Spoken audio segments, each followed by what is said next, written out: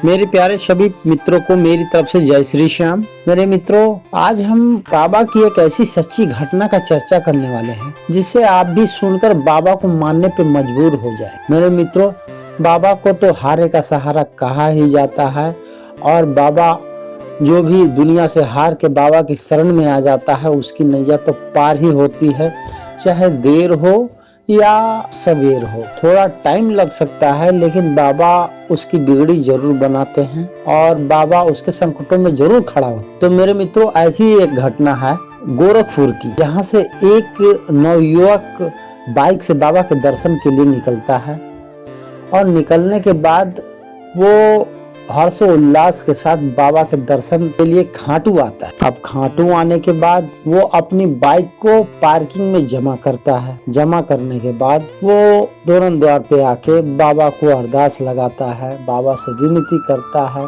बाबा के चरणों को चूमता है और फिर प्रवेश करता है तोरण द्वार के आगे। और वो आगे चल के दुकान पे पहुंचता है। दुकान पे जो भी बाबा का भोग लेना हो वो ले दे के वो बाबा के दर्शन के लिए लाइन में लग जाता। अब भीड़ काफी थी, लेट लग रहा था, लेकिन फिर भी वो बाबा का नाम लेते ही दर्शन के लिए लाइन में लग जाता है। धीरे धीरे धीरे लाइन बढ़ते बढ़ते बढ़ते बढ़ते आगे चली जाती है और वो बाबा के पास पहुंच जाता है।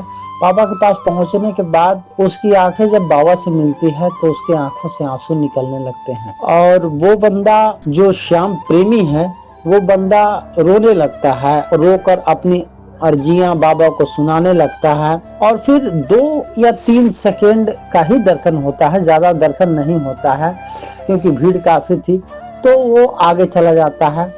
फिर वो बाबा के बारे में निकलते वक्त वो प्रणाम कर कर बाबा को मनाकर वो वापस फिर तोरण द्वार के पास आके बैठ जाता। बैठने के बाद वो बाबा से विनतियां करता है। फिर उसके बाद खाना वाना खाकर वो बाइक से फिर निकल पड़ता है अपने घर की तरफ। लेकिन इतना लंबा सफर था कि बाइक से आने के बाद उसने आराम नहीं किया, उसे कहीं जाना भी था। तो फिर उसने दोबारा यहाँ से बाइक स्टार्ट करके तुरंत चल देता है अपने घर की ओर। भाई साहब, आप यकीन नहीं करोगे, आप विश्वास नहीं करोगे, वो बाइक चला के जब जा रहा था तो काफी थकावट महसूस हो रहा था और थकावट महसूस होने के साथ जब बाइक पे उसे हवा लगी थोड़ी तो उसे नींद की झपकियां आ रही थी। फिर भी वो सोचा कि कुछ नहीं होगा, बाबा तो मेरे साथ है। फिर भी एक आध जगह उसने बाइक रोकी, सोची कि आराम कर लूं, लेकिन उसने आराम नहीं किया। फिर बाइक स्टार्ट कर फिर वो चल दिया और चलते चलते करीब 100-200 किलोमीटर वो पार कर गया। लेकिन अचानक उसे फिर नींद आने लगी क्योंकि जाना उसे काफी दूर था। तो नींद आने लगी और वो बाइक चलाता चलाता ही सो गया। लेकिन उसकी जुबानी बात मैं आपको बता रहा हूँ, उसकी हकीकत बात बता रहा हूँ। अगर आपको यकीन न हो तो खाटू श्याम ऑफिशियल पे सर्च मारकर उस भक्त की जुबानी आप देख सकते हैं। वो बाइक चलाता सो गया और बाइक पता नहीं 200 किलोमीटर कैसे गई और किस तरह से गई, कौन चला के ले गया।